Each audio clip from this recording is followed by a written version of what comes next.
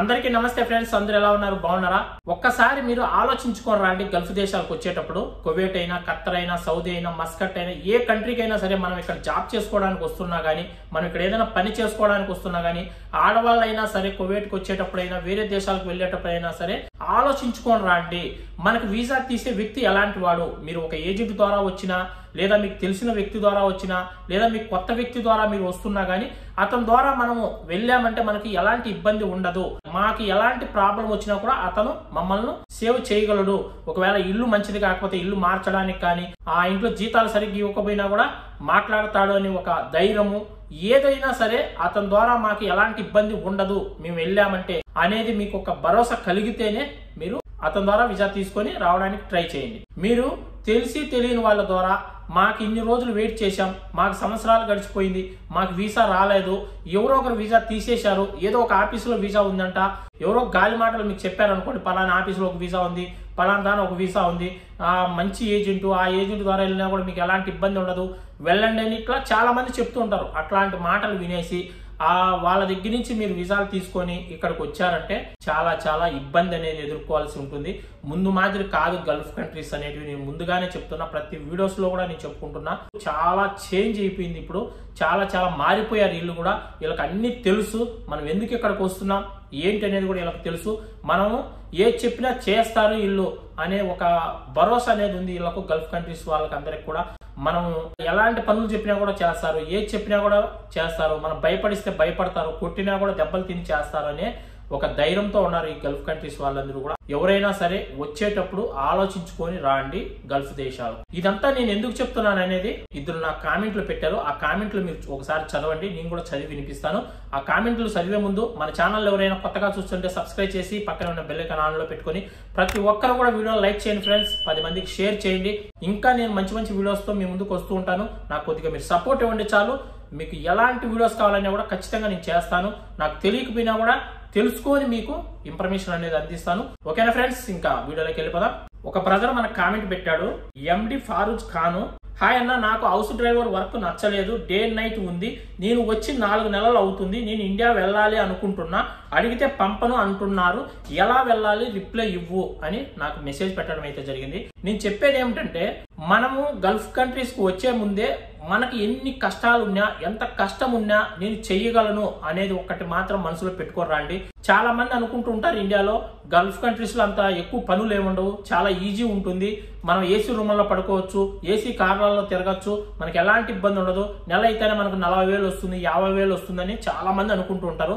ఎందుకంటే ఇక్కడ ఉన్న వాళ్ళు కూడా అలానే చెప్తూ ఉంటారు కొంతమంది. అబ్బా నేను ఈరోజు ఇక్కడికి వెళ్ళాను, ఈ రోజు నేను ఇది తిన్నాను, ఈ రోజు KFC తిన్నాను, ఈ రోజు నా రూమ్ లో ఇచ్చేసుకున్నాను, మీ ఫ్రెండ్స్ తో ఎంజాయ్ చేశామని ఈ విధంగా చెప్పుకుంటుంటారు చాలా మంది. సోషల్ మీడియాలో వీడియోస్ పెడుతూ ఉంటారు.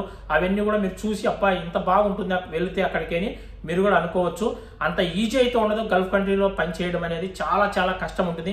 మన ఇంటి దగ్గర అయినా 1 గంట చేసి 1 గంట రెస్ట్ తీసుకోవచ్చు, కానీ ఇక్కడ అలాంటిది ఏమి ఉండదు. మనకు జ్వరం వచ్చినా, మన హెల్త్ పరంగా ఏదైనా ఇష్యూస్ వచ్చినా కానీ పని ఉంటే మాత్రం ఖచ్చితంగా చేయాలి. అంతకు ఎక్కువ మనకు ప్రాబ్లం ఉంటేనే వీళ్ళు మనల్ని హాస్పిటల్ తీసుకెళ్తారు తప్ప, లేదంటే చిన్న చిన్న ప్రాబ్లమ్స్ కూడా వీళ్ళు హాస్పిటల్ కూడా తీసుకెళ్లరు. లేదంటే టాబ్లెట్స్ ఇచ్చేసి ఈ టాబ్లెట్ వేసుకో తగ్గిపోతుంది, ఏం కాదని చెప్పేస్తూ ఉంటారు. అందువల్ల మనం వచ్చే ముందే మనకి అక్కడ ఎంత కష్టమైనా నేను చేయగలను అనేది ఒక్కటి మాత్రం మీరు ధైర్యంగా మనసులో పెట్టుకొని మీరు ఇక్కడికి వచ్చారంటే మీరు సాధించగలరు. మనం ఇంట్లో పని చేయడానికి వచ్చాం, డ్రైవర్ పని ఒకటే అయితే డే అండ్ నైట్ ఉన్నా కూడా చేయాలి. అంటే మళ్ళీ నిద్ర మేలుకొని పని చేయమని ఎవరు చెప్పడం లేదు. కువైట్ వాళ్ళు కూడా డే అండ్ నైట్ అంటే నైట్ అంతా కూడా ఏం తిరగరేళ్ళు. ఎక్కువ ఉంటే 12 వరకు చేయిస్తారు, లేదంటే ఇంకా ఎక్కువ అంటే 1 గంట వరకు ఉంటుంది. అది కూడా సెలవులు ఉన్నప్పుడు. స్కూళ్ళు ఉన్నాయనుకోండి 10 గంటలకంతా అయిపోతుంది ఏ డ్రైవర్కైనా డ్యూటీ. ఇక్కడ కువైట్ లో స్కూల్స్ ఉంటే మాత్రం 10-10:30కు లాస్ట్, అప్పటికి డ్యూటీలు అన్నీ అయిపోతాయి, వచ్చి మనం రూమ్ లో పడుకోవచ్చు. ఎందుకంటే మళ్ళీ ఉదయాన్నే 5 గంటలకే లేవాలి కాబట్టి ఖచ్చితంగా 10 గంటలకి పడుకుంటారు. వాళ్ళు కూడా పొద్దున్న 5-5:30కి లేచి రెడీ అవ్వాలి కదా మళ్ళీ స్కూల్లోకి వెళ్ళడానికి. అందుకని వాళ్ళు కూడా పడుకునేస్తారు. ఒకవేళ సెలవులు ఉంటేనే వీళ్ళు ఎక్కువసేపు స్పెండ్ చేస్తారు. రేపూట హోటల్స్ కి వెళ్ళడము, ఎక్కడైనా డిన్నర్స్ కి వెళ్ళడము, ఎక్కడన్నా బయట వెళ్ళడము, అట్లా తిరుగుతూ ఉంటారు. నైట్ 1 గంట వరకు 2 గంటల వరకు తిరుగుతారు. మళ్ళీ మరుసటి రోజు మధ్యాహ్నం వరకు కూడా లేవరు. మధ్యాహ్నం వరకు కూడా మనకు డ్యూటీ అయితే ఉండదు, మనం కూడా రెస్ట్ తీసుకోవచ్చు. ఏం ఇబ్బంది అయితే ఉండదు. ఈ బ్రదర్ చెప్పే దాంట్లో ఇంకా ఏమైనా వేరే పనులు ఏమైనా చేయిస్తున్నారేమో మనకైతే తెలియదు, కానీ ఇతను చెప్పింది డే నైట్ డ్యూటీ ఉంది అని మాత్రమే మెన్షన్ చేశాడు. కానీ ఒకవేళ డ్రైవింగ్ కాకుండా ఏదైనా దివాని పని ఇవి ఏమైనా చేయిస్తున్నారో ఏంటో తెలీదు. మీకు వీసా తీసే వ్యక్తిని నేను అక్కడ డ్రైవింగ్ ఒకటే చేయాలా లేదంటే వేరే పనులు ఏవైనా నా దగ్గర చేయిస్తారా ఏంటని కూడా ఖచ్చితంగా అడగండి. అడగకుండా మీరు గుడ్డిగా వీసా తీసుకొని అయితే రాకండి. వీడికి వచ్చిన తర్వాత చాలా మంది కువైట్ వాళ్ళు డ్రైవింగ్ చేయిస్తారు, ఇంట్లో దివాని పని చేయిస్తారు, ఇంట్లో బాత్రూమ్లు గడిగిస్తారు, ఇల్లు గడిగిస్తారు, వాళ్ళు ఏ పనైనా చేయించుకుంటారు. ఓకేనా? అందుకోసమే మనకు వీసా తీసే వ్యక్తిని ఖచ్చితంగా 1-2 సార్లు అడగండి. నేను అక్కడ ఏం పని చేయాలి, డ్రైవింగ్ ఒకటేనా లేదా వేరే పనులు కూడా ఏమైనా ఉన్నాయా నాకు చేయడానికి ఏంటి అనేది ఖచ్చితంగా అడగండి. ఇక్కడ డ్రైవర్ గా వస్తే మనం చేయవలసిన పనులు ఏమిటంటే డ్రైవింగ్ ఒకటి, 2 వచ్చి ఆ ఇంట్లో ఎన్ని కార్లు అయితే ఉంటాయో ఆ కార్లు అనేటివి ప్రతిరోజు మనం కడుక్కోవాలి, లేదంటే రోజు మార్చి రోజన్నా ఖచ్చితంగా ఆ కార్లను క్లీన్ చేసుకుంటూ ఉండాలి. బయట గార్డెన్ ఏదైనా ఉంటే దాన్ని క్లీన్ చేసుకుంటూ ఉండాలి. ఏదైనా బయట కాంపౌండ్ మాత్రం ఉంటుంది కార్లు పార్కింగ్ చేసుకునేది, దాన్ని క్లీన్ చేసుకుంటూ ఉండాలి. ఇవే మేజర్ గా మనం చేయాల్సిన పనులు డ్రైవర్ పని అంటే. ఇంకా ఎక్స్ట్రా దివాని పని కానీ ఇంట్లో ఏదైనా పనులు కానీ ఇలాంటివన్నీ కూడా మనం చేయాల్సిన అవసరం లేదు, చేయకూడదు కూడా. ఒక రోజు మీరు చేశారంటే మరుసటి రోజు మళ్ళీ కూడా మీ దగ్గర చేయిస్తారు. ఒకసారి మీకు ఏదైనా పని చెప్తే నాకు తెలియదు, నేను చేయను, నాకు రాదు, ఈ 3 మాట్లాడాలి. ఏమైతే అందులో ఈ రోజు చెప్పాడు కదా చేద్దాంలే అనేసి మీరు చేశారనుకోండి, మళ్ళీ ఇంకొక రోజు అదే పని మళ్ళీ చేయిస్తారు. లేదంటే కొందరు ఫస్ట్ లో 1 దినార్ ఇస్తారు, 2 దినార్లు ఇస్తారు, ఆ పని చెయ్యి అని చెప్తారు. ఆ పని చేసిన తర్వాత మరుసటి రోజు మళ్ళీ ఇంకోసారి చేయిస్తారు, మళ్ళీ ఇంకొక రోజు కూడా అలాగే డబ్బులు ఇస్తారు. అట్లా 2-3 సార్లు డబ్బులు ఇచ్చి చేయించుకొని తర్వాత మనకు 1 రూపాయి డబ్బులు ఇవ్వరు, మనల్ని ఆ పని చేయమని కంటిన్యూ చేయమని చెప్తారు.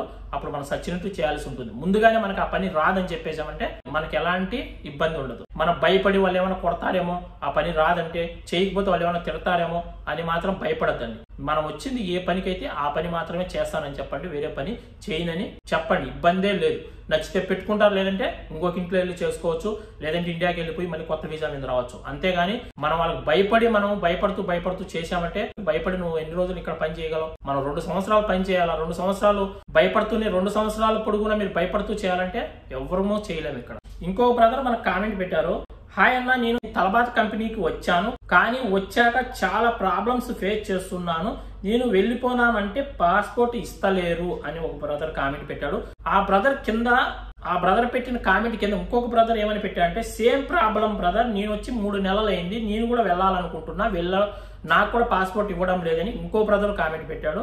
ఈ బ్రదర్ ఇంకో కామెంట్ ఏమని పెట్టాడంటే, నాకు వీసా ఇచ్చినప్పుడు 650 ఫిల్స్ అని చెప్పారు, ఒక ఆర్డర్కి వచ్చి పెట్రోల్ కూడా కంపెనీ వాళ్ళదే అని చెప్పారు, ఇక్కడికి వచ్చిన తర్వాత ఆర్డర్కి వచ్చి 600 ఫిల్స్ మాత్రమే ఇస్తున్నారు, పెట్రోల్ కూడా మమ్మల్నే పట్టుకోమని చెప్తున్నారు, మాకైతే ఏం మిగలడం లేదన్నా, చాలా కష్టంగా ఉంది ఇక్కడ మేము బతకడము, నేను ఇండియాకి వెళ్ళిపోవాలని కంపెనీ వాళ్ళని అడిగితే 1000 దినార్లు మీరు డబ్బులు కట్టి వెళ్ళండి అని కంపెనీ వాళ్ళు చెప్తున్నారన్న, దీనికి సొల్యూషన్ ఏంటి అని నాకు కామెంట్ అయితే పెట్టడం అయితే జరిగింది. చూడండి, చాలా మంది ఇదే ప్రాబ్లమ్స్ ఫేస్ చేస్తున్నారు ఇక్కడ గల్ఫ్ కంట్రీస్ లో. డ్రైవర్లు అయినా, ఇంట్లో పనిచేయడానికి వచ్చిన ఆడవాళ్ళైనా, పనిచేయని వచ్చిన వాళ్ళు చాలా ఇబ్బందులు పడుతున్నారు. ఎందుకు ఇలాంటి ఇబ్బందులు పడుతున్నారు, ఎందువల్ల ఇలాంటి ప్రాబ్లమ్స్ ఫేస్ చేస్తున్నారంటే, వీసా ఇచ్చే వ్యక్తి ద్వారా మనం అక్కడికి వస్తే మనకి ఏ ప్రాబ్లము ఉండదని ఒక మీకు నమ్మకం కలిగితేనే అతని ద్వారా మీరు వీసా తీసుకురావడానికి ట్రై చేయండి. మీరు ఒకవేళ 5,000 కాదు, 10,000 కాదు, 20,000 కాదు, ₹1,00,000 మీరు డబ్బు కట్టి వీసా తీసుకున్నా కానీ అతని ద్వారా మనం అక్కడికి వెళితే మనకి ఎలాంటి నష్టం ఉండదు. అతను చెప్పింది చెప్పినట్టే ఉంటుంది. మన కువైట్ అయినా, ఖత్తర్ అయినా, సౌదీ ఎక్కడైనా సరే ఆ వ్యక్తి ద్వారా వచ్చామంటే ఎలాంటి ప్రాబ్లం ఉండదు.